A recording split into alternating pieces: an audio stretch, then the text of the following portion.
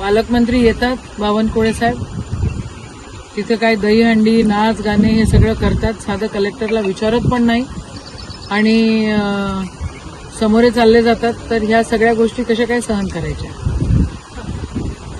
तुम्ही पालकमंत्री आहात, तुमचं सरकार आहे, त्यामुळे हे सरकार कशासाठी असतं?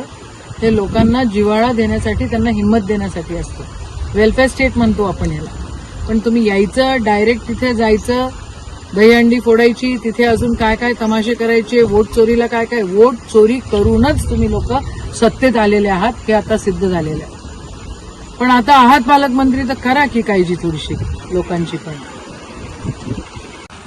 या मागच्या 2 दिवसांमध्ये येवला तालुक्यामध्ये आणि अमरावती जिल्ह्यामध्ये आणि महाराष्ट्रामध्ये मुख्य ठिकाणी मोठ्या प्रमाणात पाऊस झाला. अतिवृष्टी काही ठिकाणी झाली. भिवापूर तलाव फुटलेला आहे आणि ती जर भिंत फुटली तर 2-3 गावं त्या ठिकाणी पाण्याखाली येतील.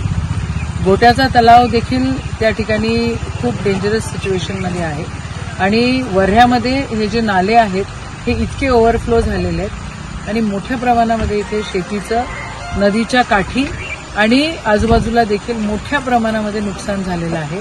सरकारने याची नोंद घेतली पाहिजे आणि पंचनामे करण्यासाठी ताबडतोब आदेश दिले पाहिजे, असं माझं मत आहे.